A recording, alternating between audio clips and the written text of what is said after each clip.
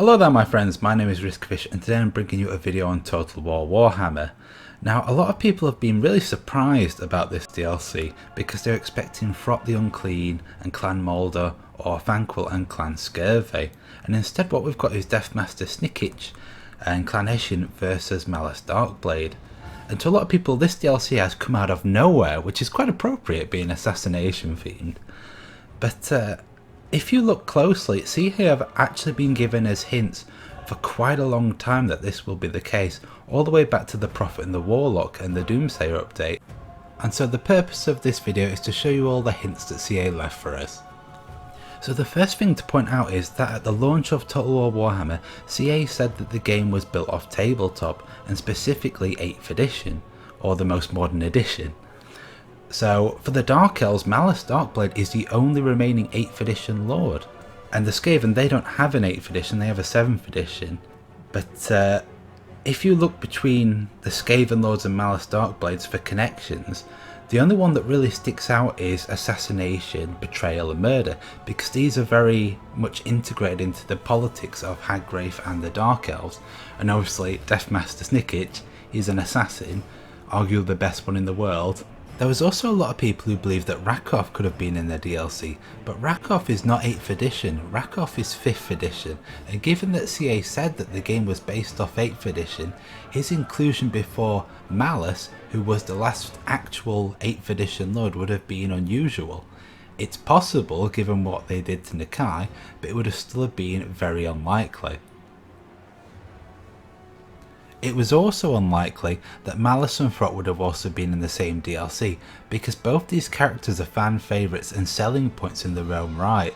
You compare either of these with a less popular character and they by themselves will sell the DLC, so I believe it's a smart business decision on CA's part. This is without even mentioning Malice's most famous quote, "Kill me if you can." It's almost a challenge to assassins, and Deathmaster Snikic is one of the best killers in the world.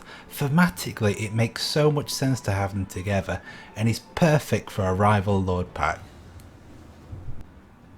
One of the biggest in-game hints towards the inclusion of Clan Eshin was the actual movement of said clan during the Doomsayer update. Clan Eshin was originally in Lustria near the Volcano Islands, but was moved towards the Great Desert of Arabay in the Southlands. This is a province that does not have a lord already. It's also miles away from any other Skaven presence. This provides a new fresh location, new scenery and new enemies for the Skaven race. It's important to note that almost all Warhammer 2 lords of the same race do not start in adjacent provinces. The only exceptions are to Henahim and Gorok in the Mortal Empires, due to Lustria being very crushed at the moment. All of these point towards Clan Eshin being a new playable start location for the Skaven race. Now another thing that's important to the increased importance of Clan Eshin is that the banner was changed, I believe in the Doomsayer advert, to a much more unique banner, and you can see this when you're playing as like the Tomb Kings. It just sticks out so much compared to the other Skaven banners, which is obviously a trait of a lot of the playable factions. Now another important thing to mention is that the Skaven race has 4 major clans, which are Clan Skryre, Clan Moulder, Clan Pestilence and Clan Eshin. Now Clan Pestilence was obviously added in the main game, but Clan Skryre with all its unique units was made for a DLC, and in order to bring the Skaven up to the 6 Lord sort of standard that the Lizardmen have, they require 2 more lords, or they required 2 more lords should I say, now that we know about the DLC, and there were 2 major clans left, which is a good indication as well that Frot the Unclean may well be the 6th Lord.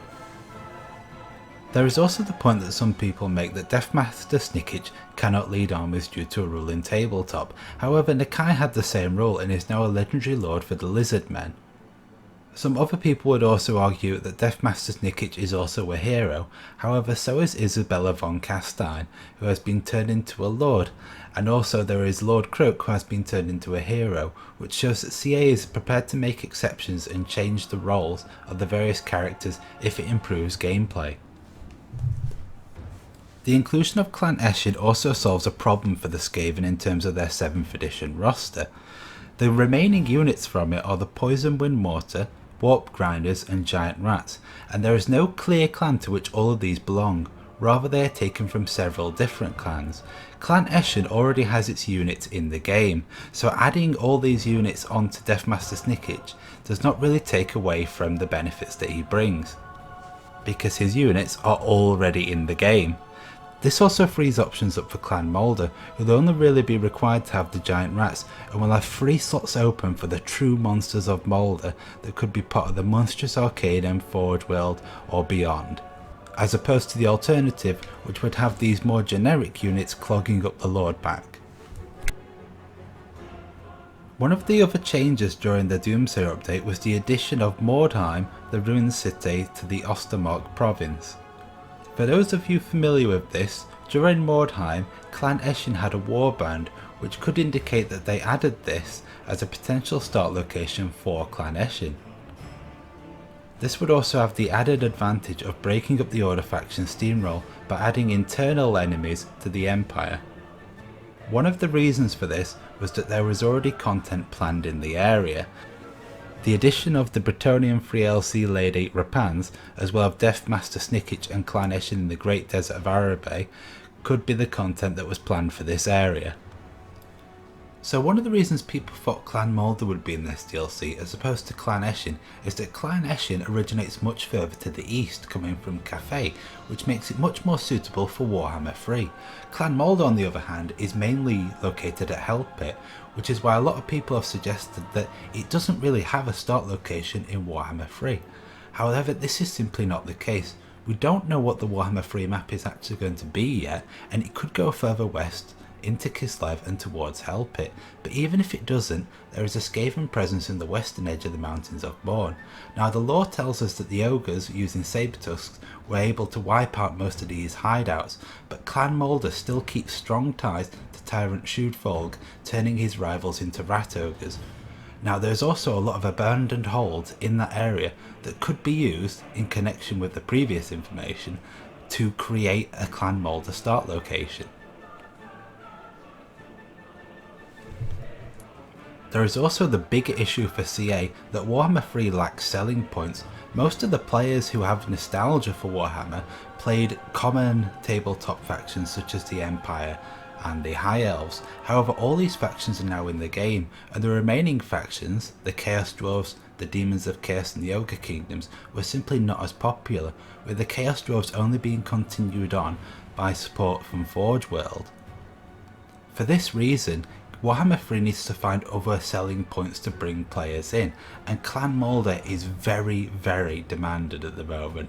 Everyone was looking forward to it, and now that most of the generic Skaven units have been taken care of by this DLC, it opens up the possibility of having a lot of Monstrous Arcanum units and Forge World units, because the only remaining Moulder unit from 7th edition is Giant Rats, and there are normally 4 units in a DLC.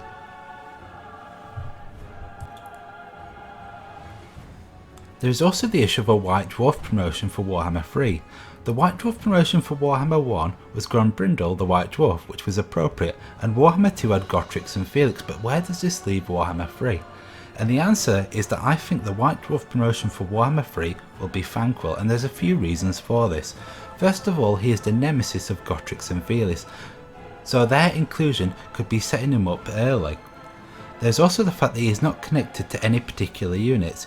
You could argue Stonefiends, but they are in fact creations of Clan Moulder and Clan Scryer. He is also not associated to a particular clan, having led the defence of Hell Pit and being the supreme commander of all Skaven forces in the Null campaign, including all 4 great clans. He is also a fan favourite who has had a lot of books released about him, and even recently had an omnibus edition released. He also has potential to be both a legendary lord and a legendary hero for the reasons I have already stated. And then again, there is also the fact that Warhammer 3 needs selling points, and yet again, Thanquil is also a fan favourite. So that concludes my video. If you've stayed to the end, thank you very much for watching, and I'd just like to leave you a few parting words. CA are always leaving breadcrumbs like this in the DLCs and updates over what is to come in the future. I was able to predict this DLC in October under the name The Knife and the Dagger, so I almost even managed to get the title right as well as the contents of the units. Now if I can do it, then anyone could do it as well. And there's also recently been some new updates which have given hints as to the DLCs to come in the future, and I think that we should all be very excited over what CA has planned. Thank you very much and have a nice day.